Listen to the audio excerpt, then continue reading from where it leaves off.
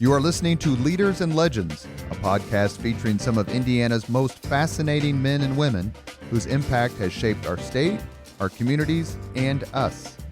Join us as we discuss their imprint on our history.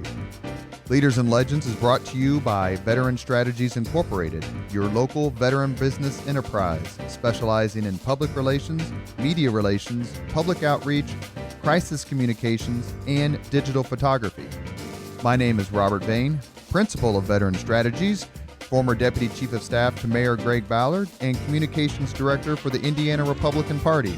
I'm honored to be your host for our discussion. You are listening to Leaders and Legends, a podcast presented by Veteran Strategies, a local veteran public relations enterprise, and sponsored by Girl Scouts of Central Indiana, Garmond Construction, the Crown Plaza Hotel and Grand Hall and Conference Center at Historic Union Station, the law firm of Bose, McKinney, and Evans, and the Bose Public Affairs Group, the McGinley's Golden Ace Inn, and McAllister Machinery, your friendly neighborhood Caterpillar dealer.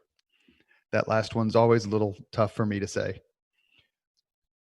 Thank you for joining us on the Leaders and Legends podcast. Our guest today is Indiana Senator Todd Young, Senior Senator Todd Young, who is lifelong Hoosier and a graduate of the United States Naval Academy. We're, of course, very honored and thrilled to have him on. We're going to talk a lot of Army, Marine Corps smack today, but we'll do it respectfully. And we want to start with asking Senator Young how you're feeling about the current situation. It's obviously a time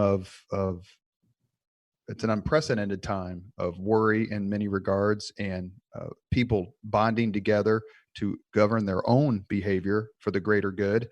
We don't want to dwell on it, but you want to talk a little bit about your views of the current COVID crisis and what we're doing to handle it. Yes, unprecedented, aptly describes the current situation, Robert. It's a public health crisis meets economic crisis meets social and community sort of disruption. I think we're all looking forward to getting our sort of regular cadence and pattern of our lives back, but. Look, I think this is a time of great stress and strain for all Americans, but in particular, our frontline healthcare workers. So many individuals who went into this crisis already experiencing some of the things we're now hearing a lot about, we're now seeing a lot of the effects of. If you were lonely before the pandemic hit, you're probably really lonely right now. If you were feeling, ill before the pandemic, this is not a good time to be unwell. So you or loved ones may have succumbed to this wicked virus. And I think it's all, at the same time, though, made us all appreciate just how much we need one another. How much we appreciate one another. And Robert, as a strong Republican and someone who's proud of who I am and what I've stood for in a public sense, I'm not talking about people just like me. I mean, I really miss people very much unlike me right now, and the ability to mix with them on a regular basis and see them in casual public settings. And so it's this sort of defining moment in a person's life that one would hope would really heighten our appreciation for how much we value one another and are all in this same sort of challenge and predicament together. And so I think we got a real opportunity to build on this solidarity and come together into a more perfect union, a stronger nation on the back end of this. One of the things that Hoosiers do really well is they lead. And there are many, many examples of that, of course, whether it's our six vice presidents, along with the current one, Mr. Pence. Not only that, but frontline soldiers and command officers. And Hoosiers are known for coming through in a crisis, not shirking they're shirking their responsibilities, not shrinking from doing what needs to be done. I know you're a history buff, as am I, and I'm looking at what your friend, my friend, and former podcast guest, Eric Holcomb, is doing in the governor's office, and confronted with the worst crisis for the state since the Civil War. I just am admiring that he's handling it like Oliver P. Morton handled the Civil War, resolutely, strongly, and make no apologies. This is what we have to do, but things will be better if we come together. You've known Governor Holcomb a long time. What do you think about what he's doing in the state and how he's leading the state? Yeah, so I'm really impressed by his leadership and the daunting challenges that he's had to face. It wasn't too long ago that there was a Republican governor in a Western state who characterized the job of a governor as serving as the branch manager of the federal government.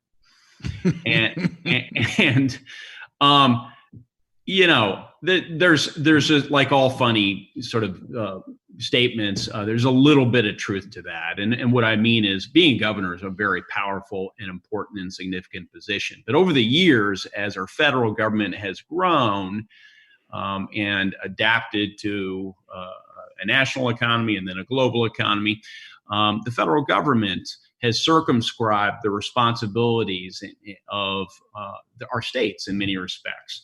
But in this unique moment, it is our governors we've been looking to for command leadership. And you mentioned the Civil War and Oliver Morton. Oliver Morton took the initiative.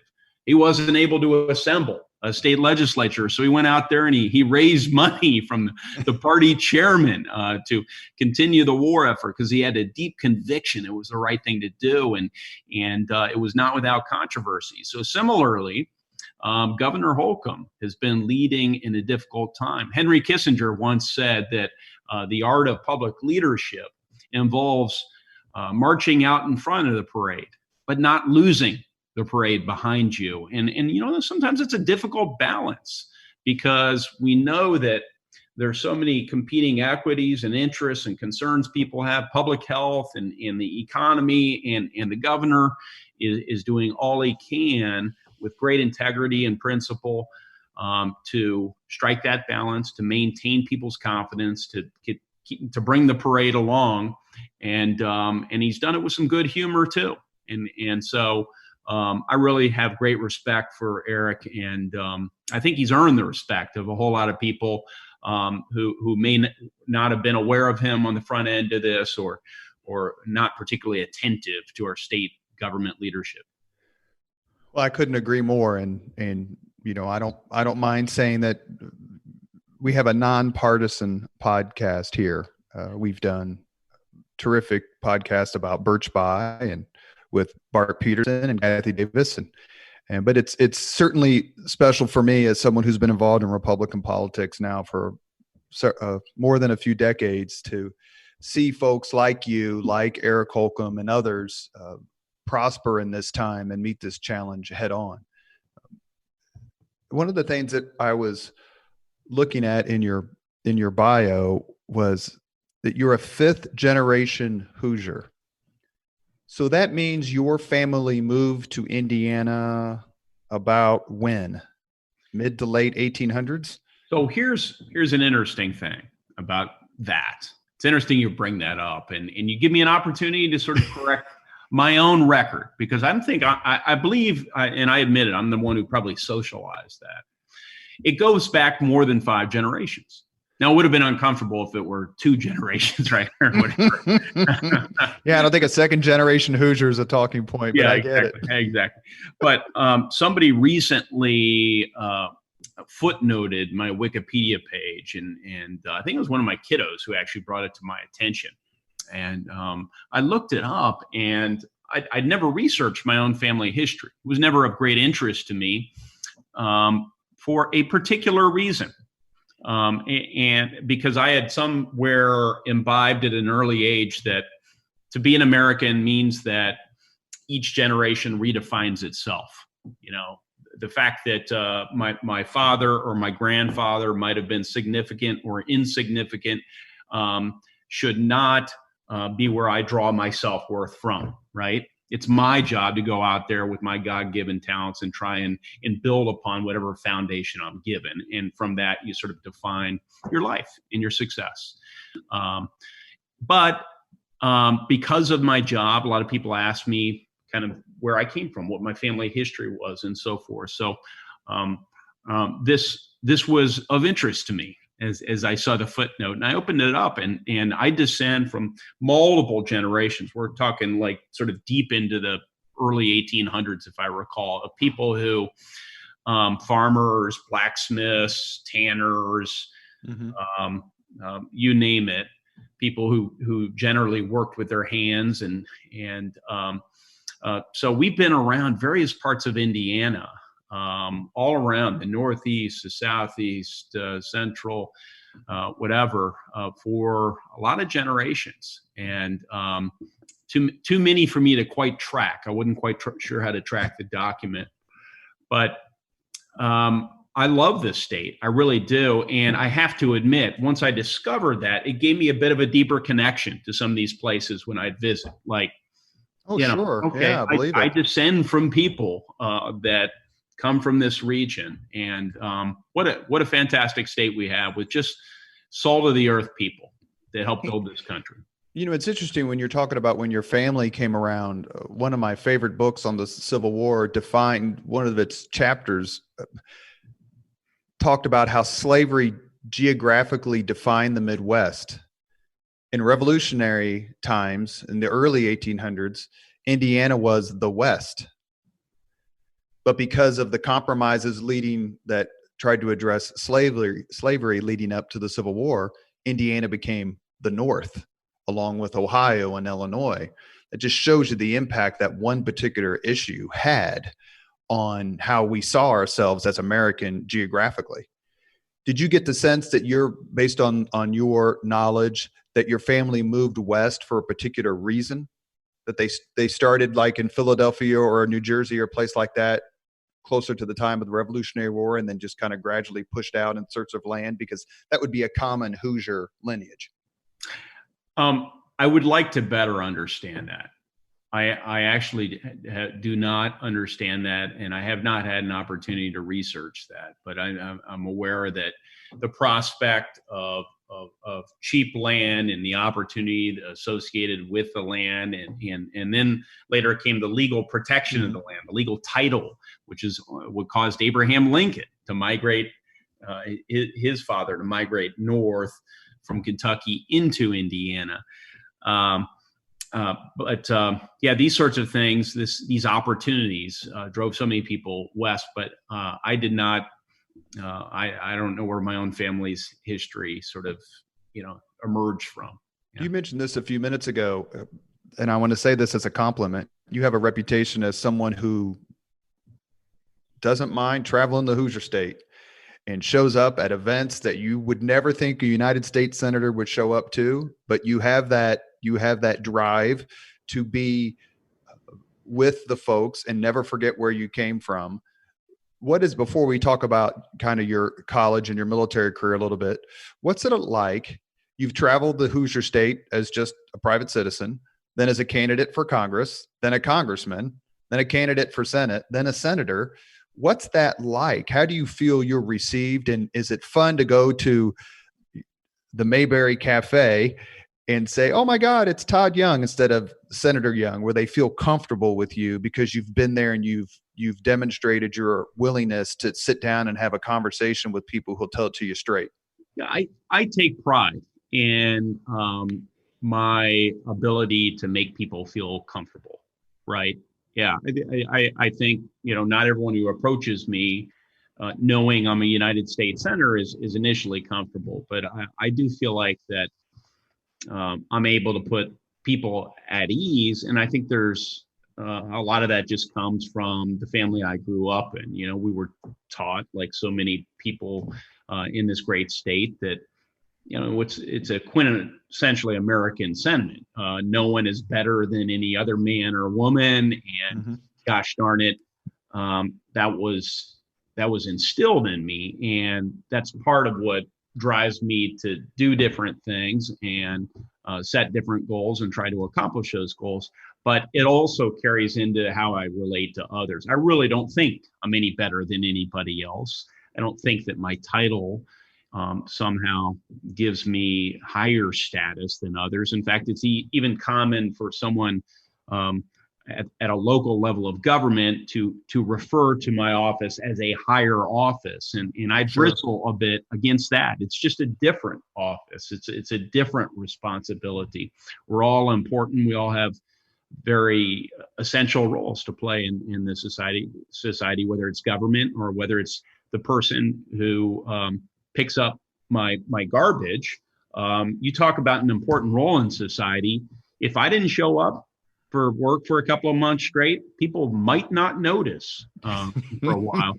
Kenworthy would make sure they notice. But I'll tell you, if my garbage weren't collected for a couple of months, can you imagine? I mean, that's really, so that puts things in perspective. Every job is quite important out there, and really everyone is important. And you know, I want to say this because I'm gonna guess you're gonna agree 1,000%.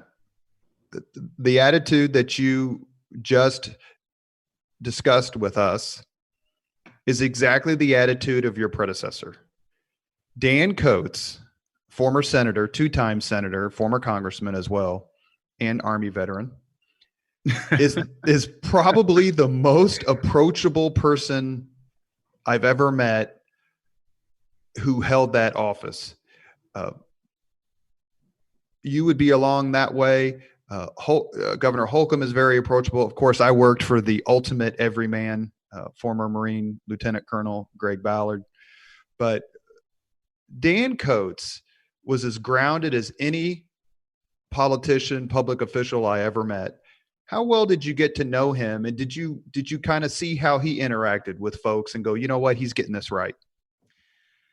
So one of the things that I am impressed by,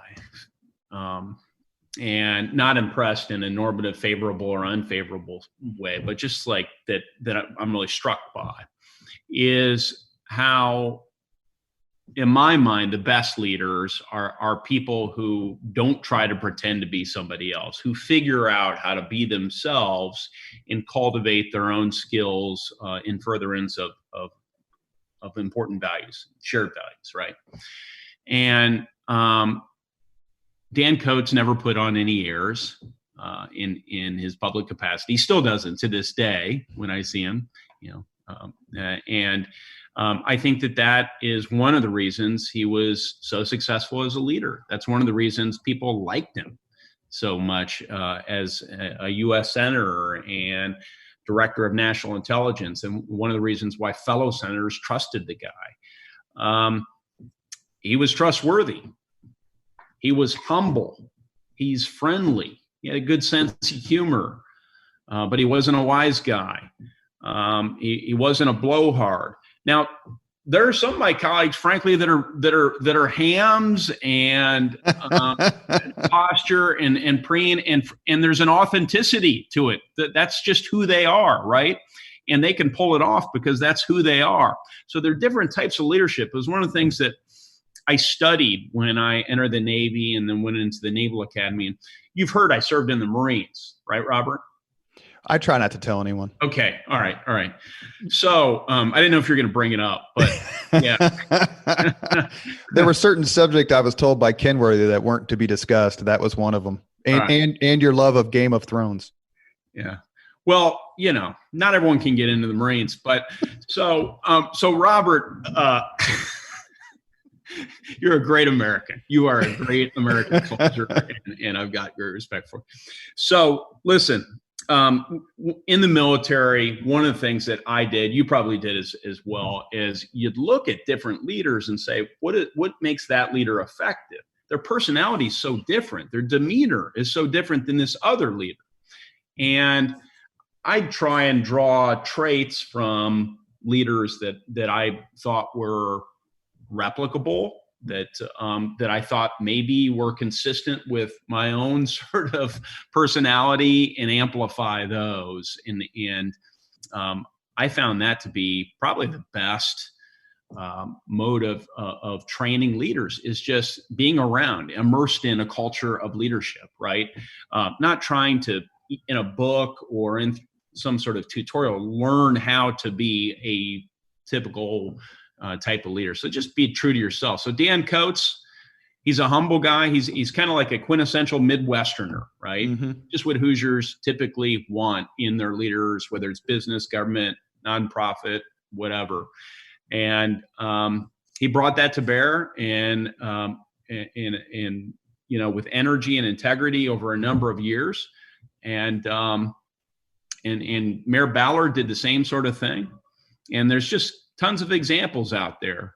A lot of our chief executives of major companies like Eli Lilly, they come from that mold. Mm-hmm.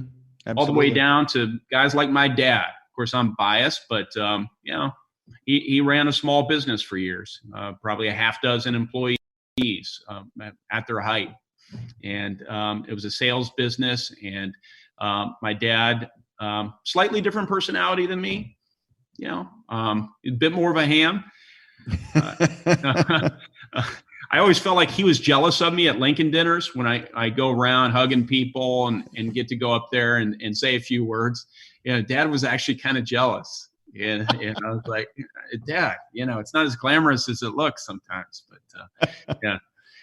You are listening to Leaders and Legends, a podcast presented by Veteran Strategies, a local veteran public relations enterprise, and sponsored by Girl Scouts of Central Indiana, Garmond Construction with our friend Paul Okeson, the Crown Plaza Hotel, Grand Hall, and Conference Center with our friend Jim Dora Jr., the law firm of Bose, McKinney, and Evans, and the Bose Public Affairs Group, too many friends to mention, our East Siders, the McGinley's Golden Ace Inn, and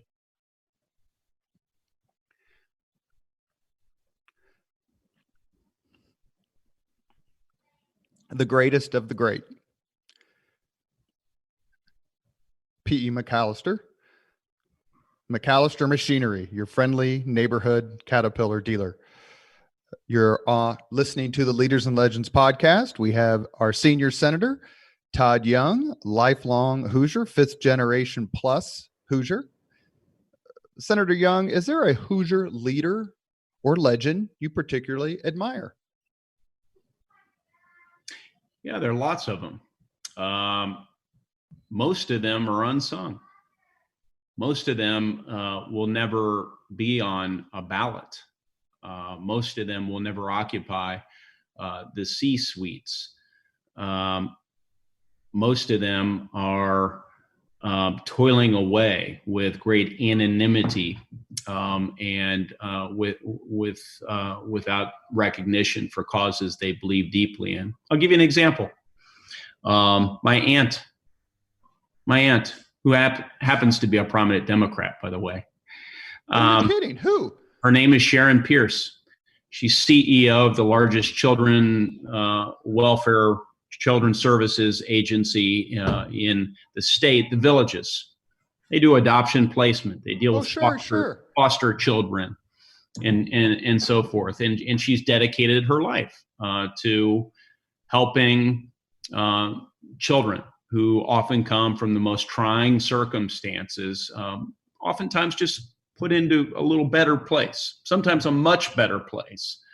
And her life has given meaning to others' lives, but it's also given a lot of meaning to her own work. And so she's a mission-driven person. She knows how to motivate others. She's always offering encouragement to others, myself included. And everything she does is based on the service of others, achieving better outcomes for others, as opposed to feeding her personal ego. She uses the platform of this not-for-profit agency, the Villages, not to elevate herself, but instead to help others. And so I believe, as I think all conservatives should believe, in institutions, family, sure, business, church, neighborhood. There's just, a multiplicity of important institutions. One of those institutions happens to be government. And you and I, Robert, in various capacities, have felt called to serve at different times through government, not to elevate ourselves, not to create a cult of personality, but to serve. And so Sharon Pierce would be a fantastic example of that kind of servant leadership. Yeah. We talked earlier. I'm glad you mentioned that, and I hope she understands that we're going to reach out to her and try to get her on the podcast. We'd love to talk to her. Your path to the Naval Academy is interesting in the sense that you joined the Navy first. Am I getting this correct? You joined the Navy right out of high school. I mean, like all of us. Like, I don't know what the percentage would be, but I would imagine it's in the high 90s where people join the military right after high school. And that's what you did. And then you got appointed to the Naval Academy. Talk a little bit about that, because I've never heard that before. I know people who were enlisted that became officers, but not the path that you took. So it's actually a fairly high percentage of service academy graduates when I was going through the Naval Academy had some prior form of service or higher education. Some people had spent a year at a state university or another college, and they were on the bubble to get into the academy. Others went to a private Northeastern prep school for a year to improve their SAT scores and so forth. But there are a number of incredibly sharp enlisted people, as you know, Robert, who serve in our military, oftentimes with PhDs. They're right. Their letters by far outrank and outstack and outclass those of those who nominally outrank them, their officers. And so one thing that the academies have commendably done over the years is tried to pull people out of the enlisted ranks who want to continue their education and get a formal 4-year degree. And one way of doing that is by giving them a year of sort of like training at this preparatory school in Newport, Rhode Island. And so this was stood up generations ago to ensure that people aren't directly leaving a destroyer and showing up at Annapolis and taking advanced math. They need a transition period. So this preparatory school is something they gave this young Hoosier an opportunity to attend, along with a bunch of enlisted folks. As an enlisted man, almost on day one, I was there going through that training environment. So my time as an enlisted person in the Navy, though I wore the dungarees and the Dixie cap and so forth, I don't want to overstate that service. That was schooling. It was a fantastic experience, though. I mean, I was spending time around a lot of these sailors and some Marines who had a lot more life experiences than I did, right? And one of the things that people don't realize unless you've been in, I mean, you can obviously read about it, so I don't want to hyperbolize it too much, but my son did 2 tours in Afghanistan as a infantryman in the Army, first AD, Old Ironsides. And you and I, you've been very kind in mentioning his service to me when I would see you when he was overseas, and you would ask how he was doing. And it's very, very, very kind of you. But one of the things that folks don't realize about being in the military, even as a private or corporal, the lower of the ranks, you're in charge of multi-million-dollar equipment. Tens and tens of millions of dollars of taxpayer money is being entrusted to you on a daily basis, whether you're a tanker or an artilleryman or a drone operator or the list goes on and on. I get the sense that teaches you a bit of responsibility that maybe you don't get in the civilian world. Would you agree with that or no? I was awestruck by that. In fact, I still see that in my day job today as well. In fact, I was recently visiting Saudi Arabia and the United Arab Emirates and Oman and some countries there in the Persian Gulf area, and I had an opportunity to take a hop in a helicopter out to one of our destroyers in the Persian Gulf during a very tense period between the United States and Iran as we were ratcheting up our pressure campaign. So I spent half a day on this destroyer, and I went to the bow of the ship where there's a massive, 60 cal, I think, machine gun, and that's used, if necessary, to shoot down an incoming corvette vessel that may be armed with all sorts of explosives, and so sure. and so there have been times when, according to the captain of the ship, that machine gun, which is manned by a seaman, a very young person, a few ranks up out of high school, had to make a decision with a loaded weapon whether or not to fire on this vessel. You could hear them speaking Farsi, I think, from the vessel. And to put that amount of responsibility in the hands of one individual, I think is just not fully appreciated, not fully understood by most people who see their classmates from high school go off and say, yeah, I'm joining the Navy. Well, do you have an idea how much responsibility your friend just might have? It's a big deal. Or the people who are dealing with the fighter planes coming back on the carriers. I mean, the list goes on and on. A really good friend of mine named John Duns was a year behind me at Howe. He did 6 years in a submarine. I mean, the equipment on these vessels is just worth an immense amount of money. And it's also concomitant with an immense amount of responsibility.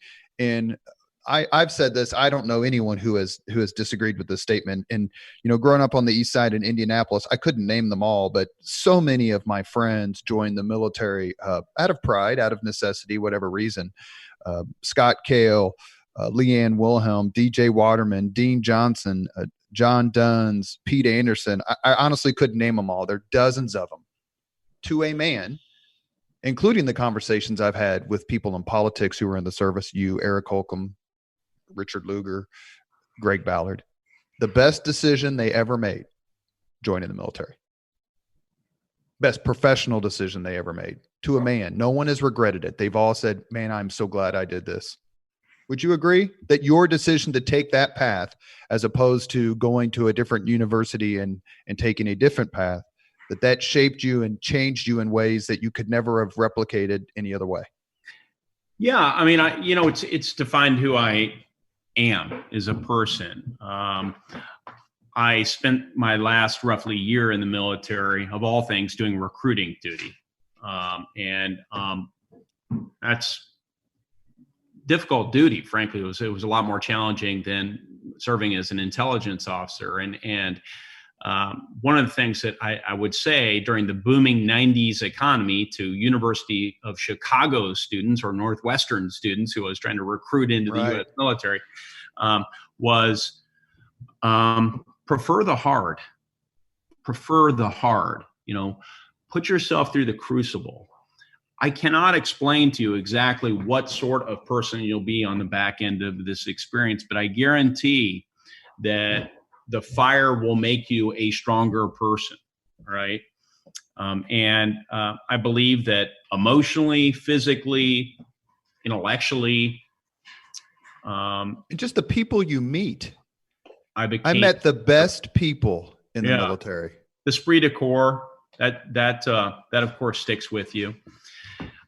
So yes, it's something I'm not sure.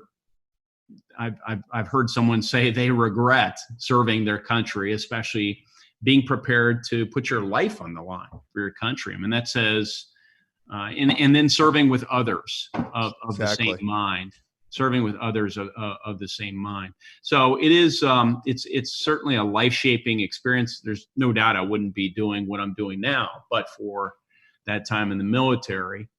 And that stayed with me when I left the military, that desire to kind of serve in a public capacity. And is that something that crosses political lines? I mean, Yes. Democrats serve their country too. It's not just Republicans. And when you see Tammy Duckworth, or you meet a John Kerry, or you meet whomever who in the Senate or Congress, I mean, Indiana has got some terrific veterans who have served. Lugar, Coates, the list, Baird, who's the 4th district guy, and many others. But is that something, when you see a Democrat and he was in the Marines or he joined the Naval Academy, it's like, okay, politics is politics, but let's go make fun of some Army guys? Absolutely. I think Andy Jacobs probably had that come out of his mouth many times. Let's go make fun of some Army guys. Oh, he was insufferable. So, yeah, look, I think it's quite, there are a lot of my colleagues who put country first, and they are comfortable putting partisanship aside in furtherance of really important national objectives. So I would never go so far as to suggest that in order to be a patriot, you have to serve in the military, right? Of course. Good point. But I do think that I think that there's a certain facility and ease that comes with just identifying a mission, setting aside your tribes, and saying, look, we all got to work together. You came from New Jersey, I came from Indiana, that person over there, they came from Arizona. We've never met one another. Here's the mission. We're going through the fire together. We're all in this together. Let's do the right thing. That just feels like the military spirit. Absolutely. Absolutely. Yeah. My 3 roommates in the military were Black. One was from Detroit, one was from Chicago, and one was from basically Miami, Florida. And I got roasted routinely and enjoyed every second of it. And we still stay in touch to this degree as much as we can 30 years later. And I'll never forget just being with them and laughing and watching sports and playing cards. And it's an experience, even though the east side of Indianapolis is very diverse, and IPS is, and how high school certainly was. It was just different. And it's something that I encourage every single young person, man or woman, to do. Also, I would also say, quite frankly, I got 2 college degrees with no student loan debt. So if you're worried about impending student loan debt, call one of your local recruiters, because you'll get a twofer in ways that you can't possibly imagine.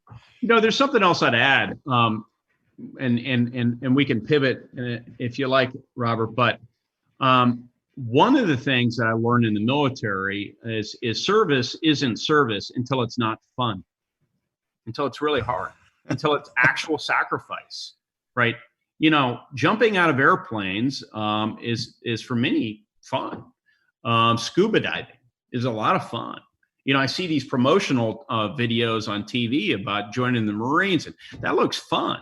Well, a lot of things I did in the military were really boring and not always a lot of fun, right?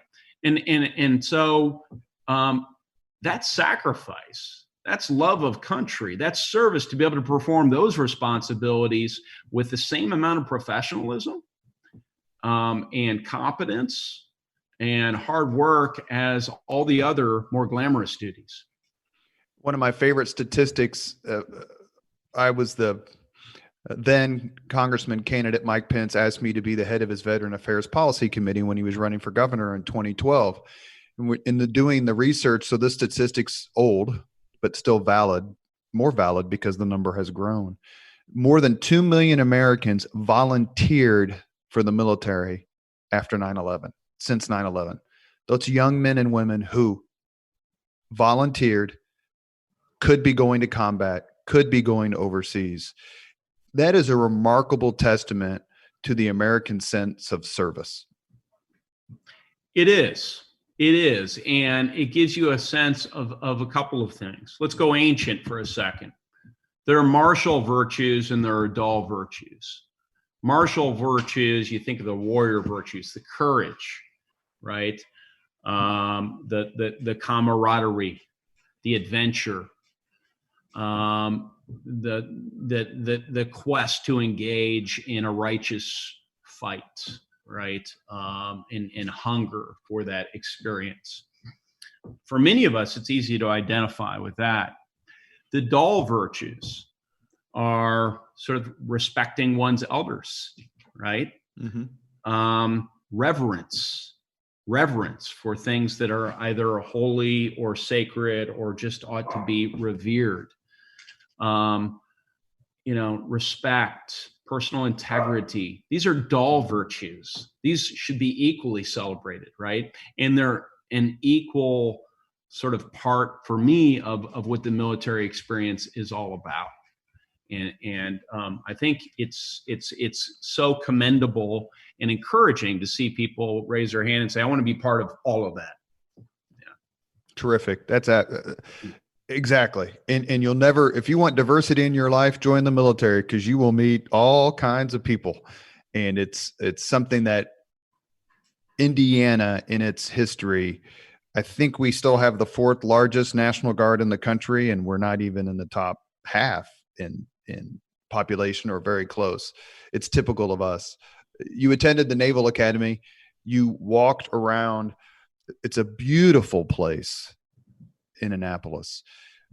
Did you get a sense, or did you ever walk around from class to class, or when you were on duty, and go, John McCain was here, Chester Nimitz was here, and we could go on with the list of the heroes and the veterans and the Medal of Honor recipients who took classes where you took classes and served duty where you served duty?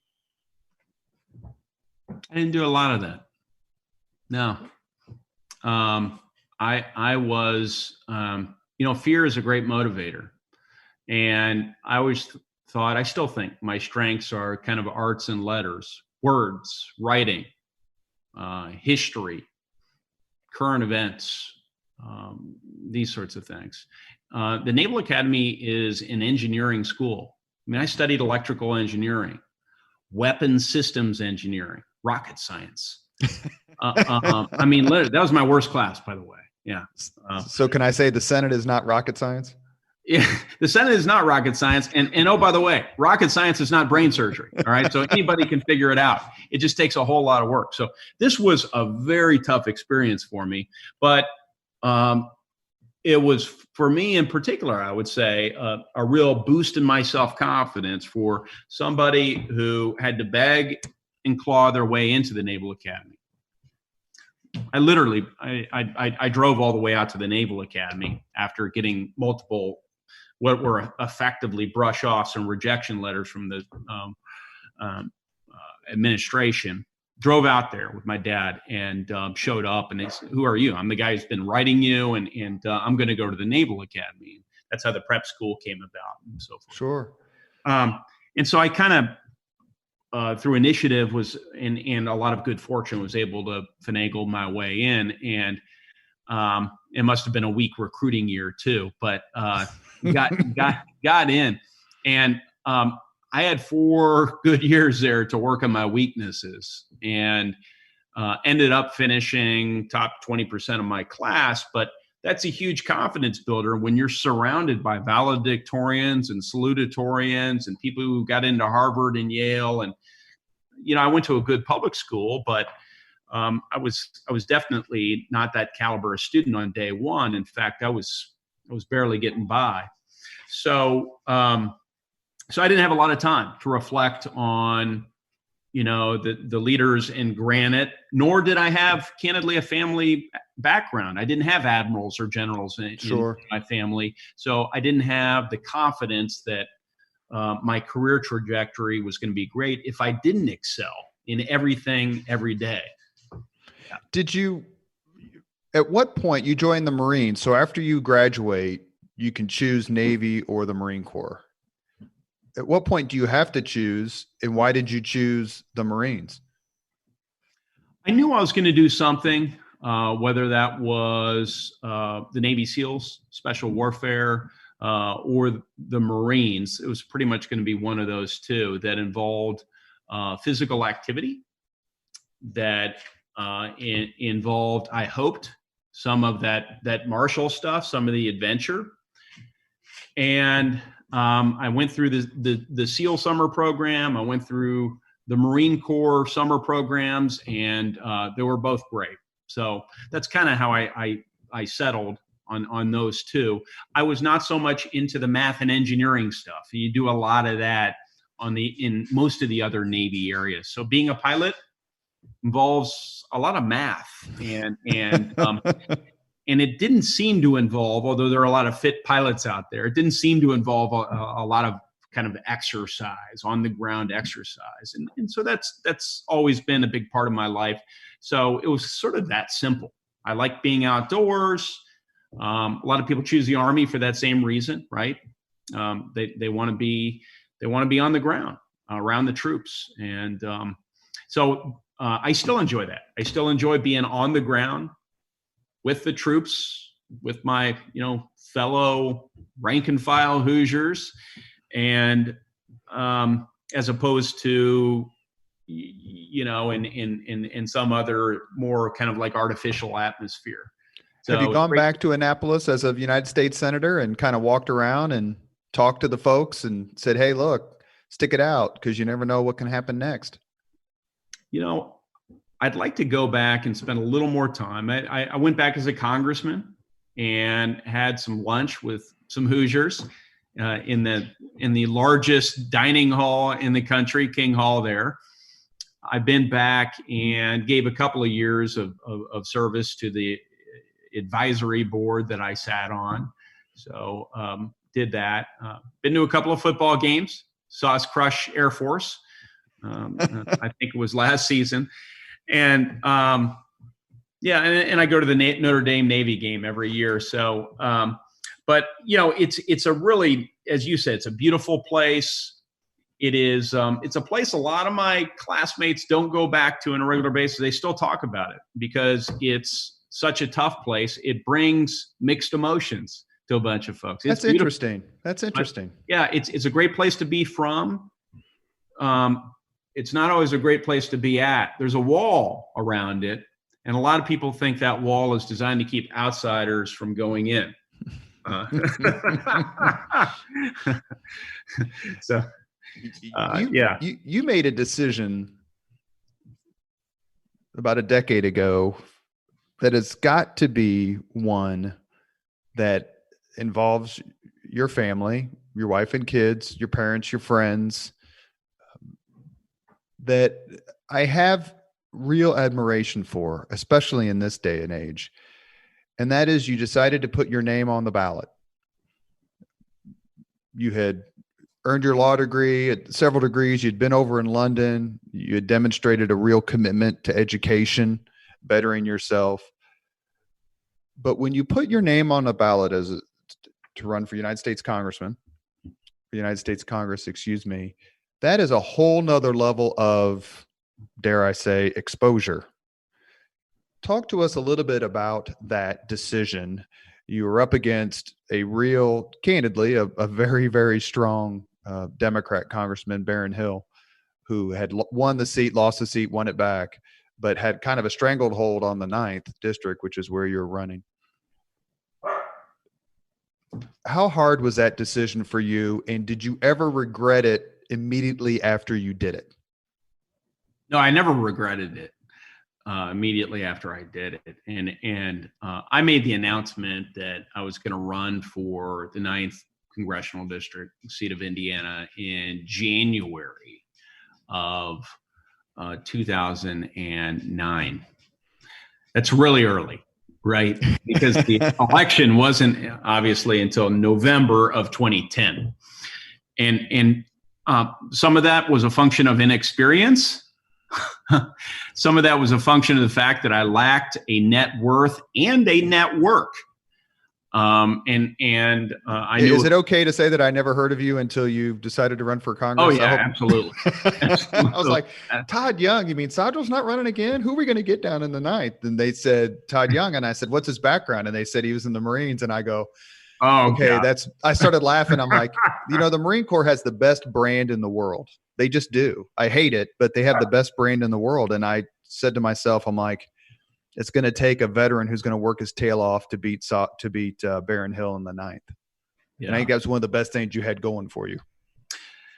Yeah, I had the work ethic. And so because I began early in January of 2009, it gave me an opportunity to practice law, which is what I was doing for that fairly short period of my life, for about 2 years. But practice law out of my Jeep as I traveled around a district larger than the state of Connecticut. I can remember pulling my laptop out and file folders out in subways and doing a little law work, and then, calling some people, making some friends, seeing if they can bring some others in. So I just made friends for about 6 months to 8 months, and all around the district.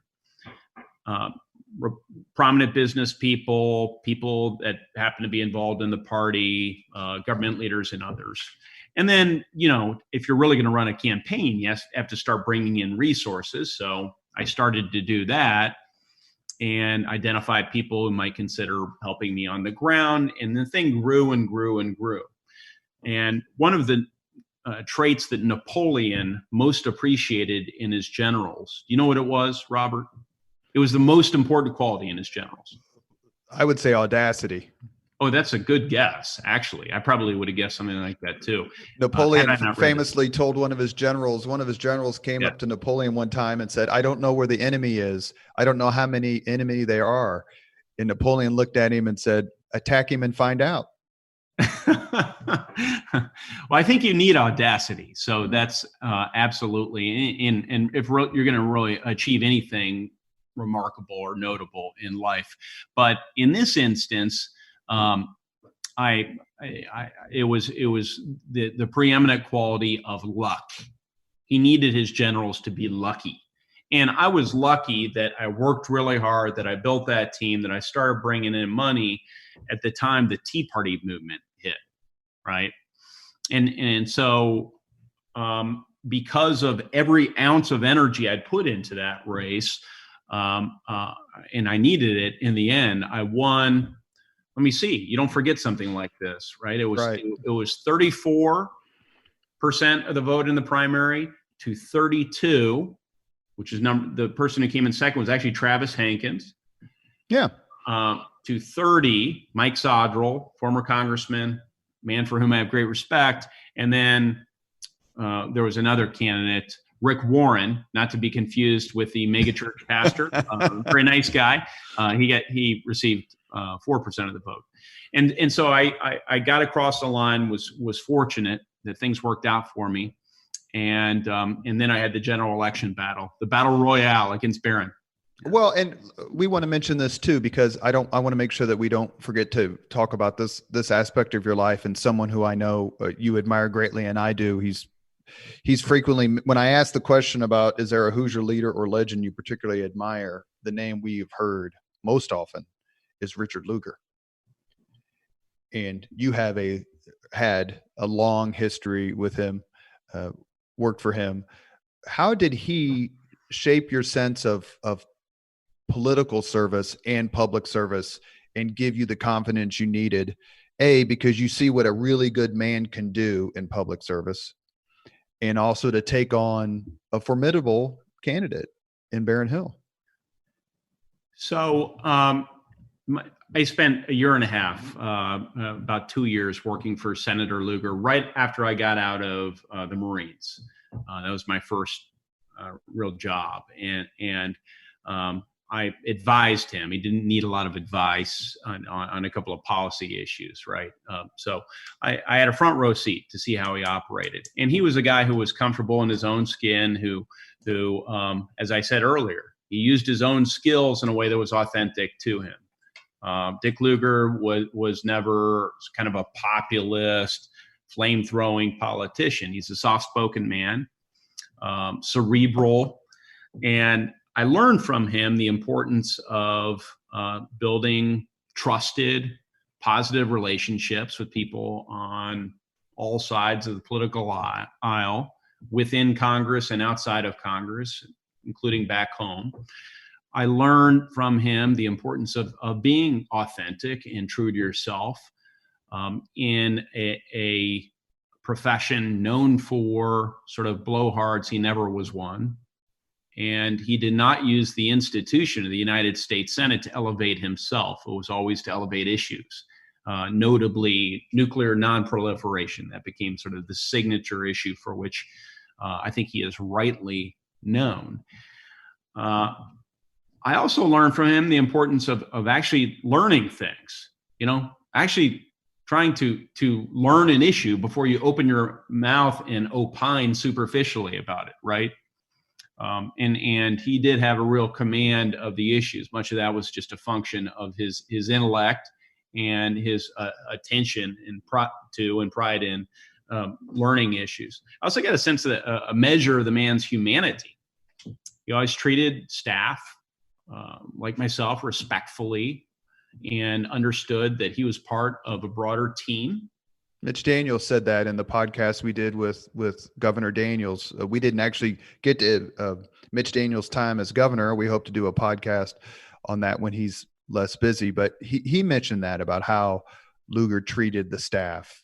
It was very gracious, very like, let's help. It's time for you to move on. How can we help you? You need to do the next great thing in your life. And in the list of people who worked for Senator Lugar or Mayor Lugar reads like a Hoosiers who's who of people who've done great work. Teresa Lubbers, Sue Ann Gilroy, Jim Morris, Todd Young, Mitch Daniels, the list goes on and on. So there's a lesson there too, which is either know how to hire well or hire people who hire well.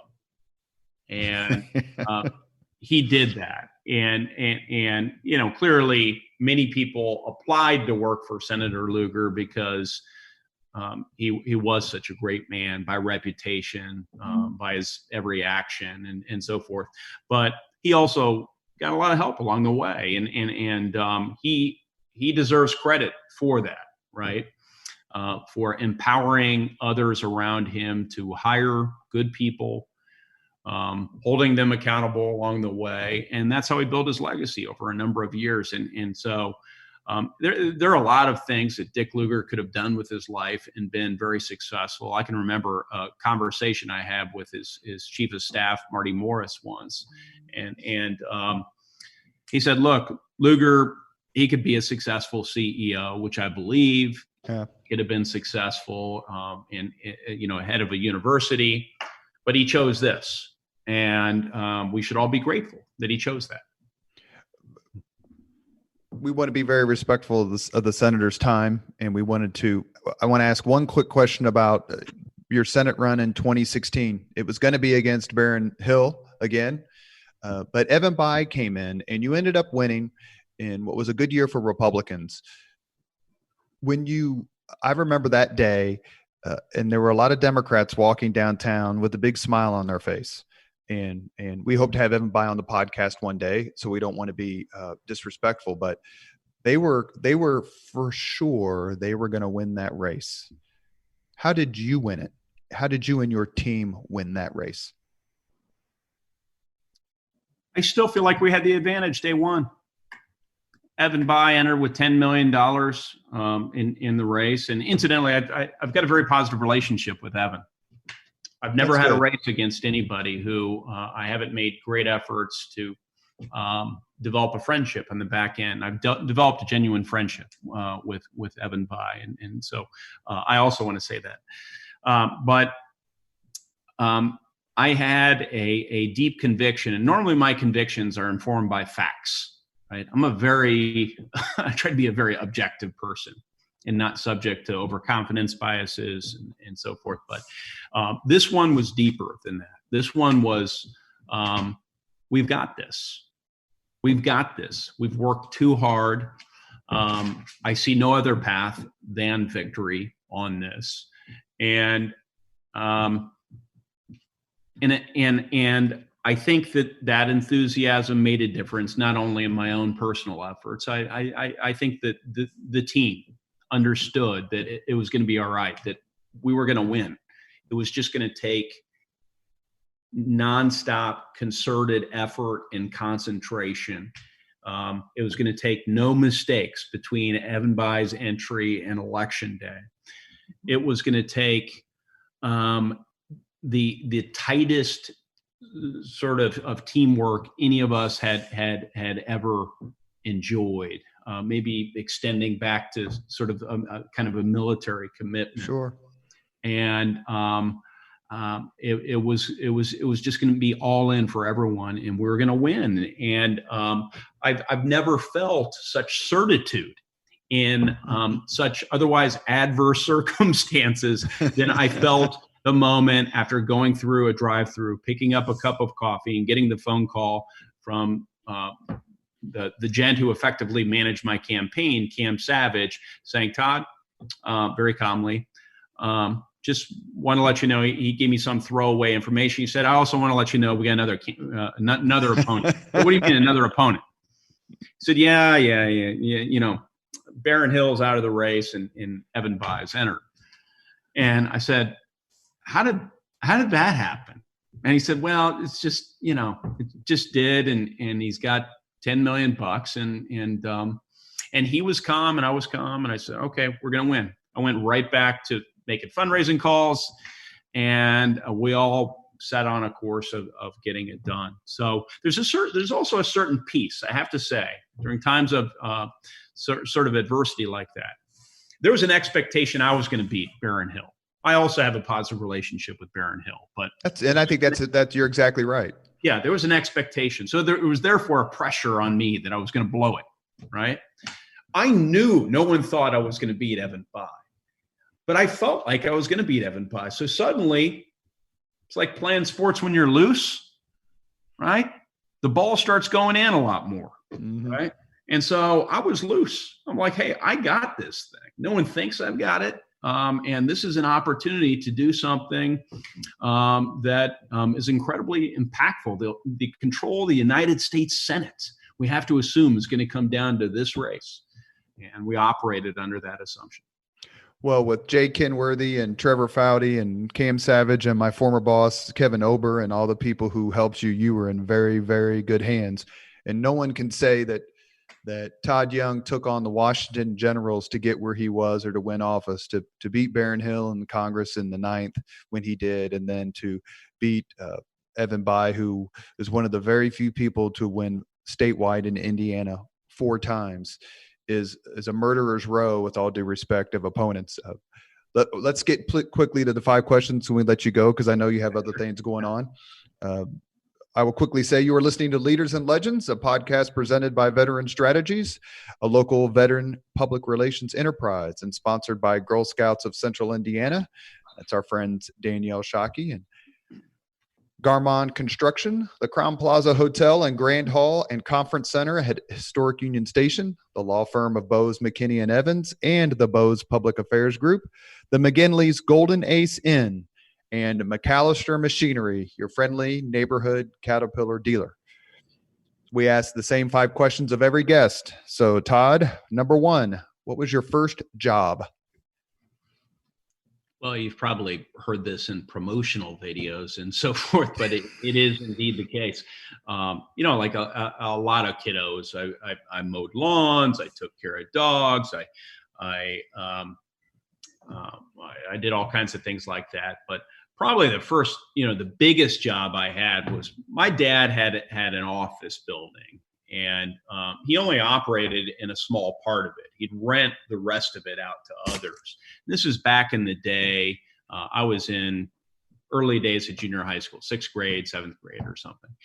And it was a lot cheaper to pay your son to be janitor of this big old office building. It's actually in the Broad Ripple area now. It's right across from the old Burger Chef. So John Mutz, remember the very location, being the owner of that Burger Chef. But it would take me hours and hours to clean those ashtrays and toilets and that kind of stuff. And it gave me a great respect for what people who work with their hands do, right? It was hard work. It wasn't fun work. I wasn't paid much money.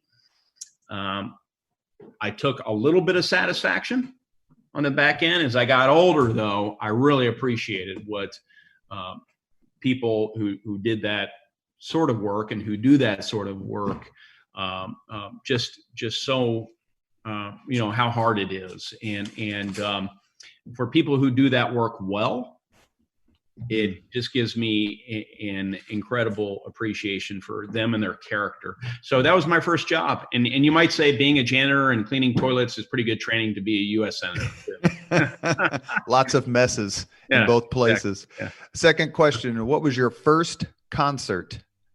It was at Deer Creek. Remember that?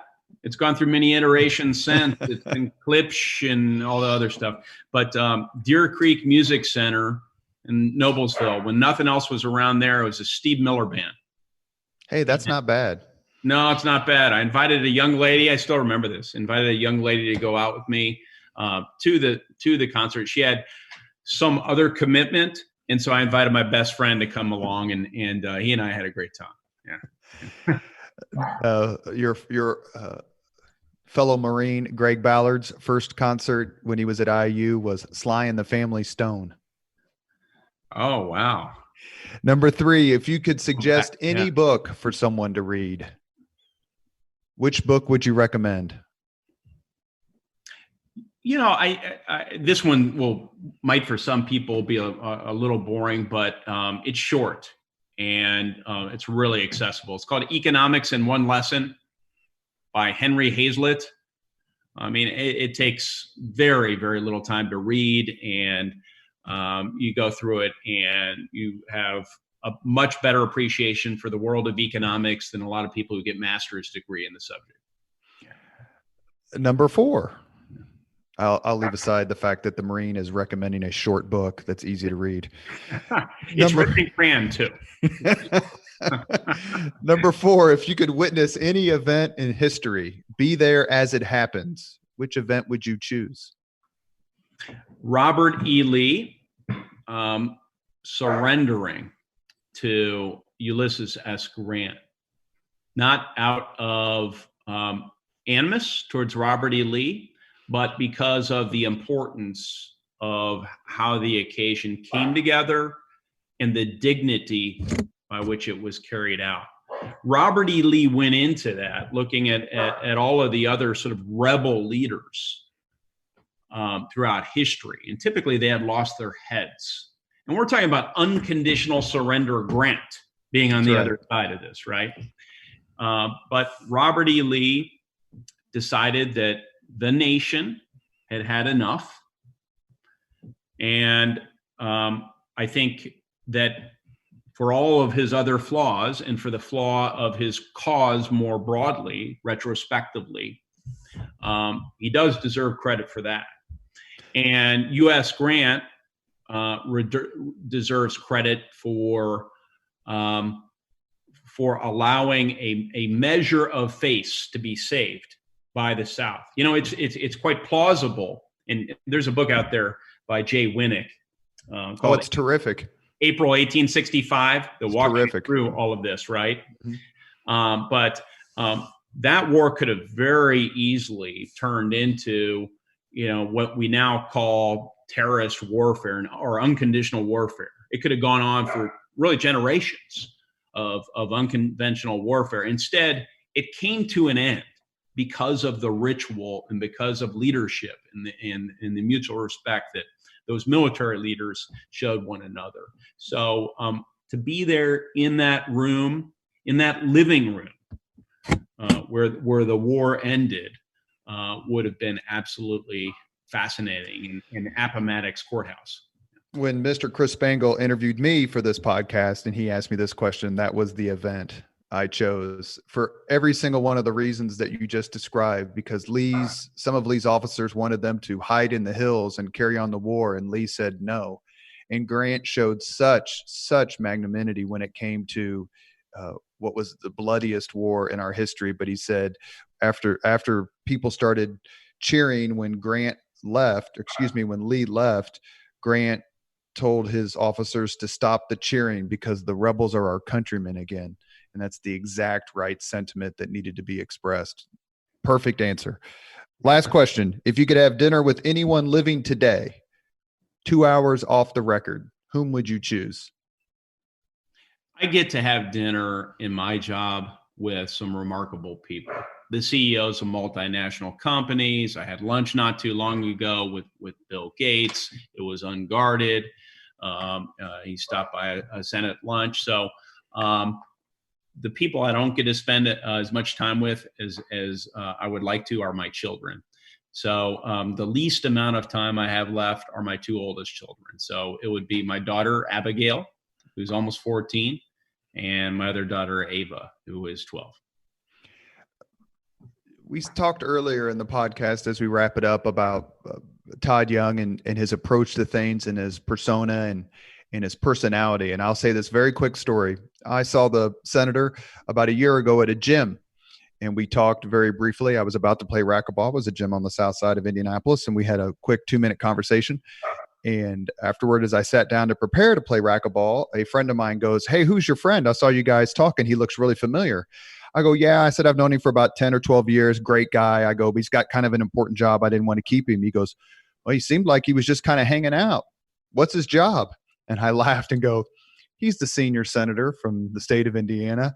And this guy simply couldn't believe it. Not because we were at a gym, not because he didn't know who he was per se, but because of Senator Young's easygoing nature, the genuineness of his personality, and the fact that he could be talking to anyone in the world, but he took just a couple minutes to talk to an old friend. I very much appreciated that conversation, as I did the conversations we've had about my son's service in Afghanistan and being in the military, and the fact that you took some time to be with us today. Thank you very much. And I hope we can come back another time. We'd love to talk to you about more things when the time is right. That'd be great, Robert. It's been a lot of fun, and thank you for your service. Thank you for this opportunity. And for those who are watching and or listening, God bless you. Stay safe during this pandemic, and know that it really is a privilege to serve this great state of Indiana, serve this country. Thank you very much for listening to Leaders and Legends, brought to you by Veteran Strategies Incorporated. If you want to contact us about this program or our menu of public relations services, please send us an email at robert@veteranstrategies.com. That's robert@veteranstrategies.com.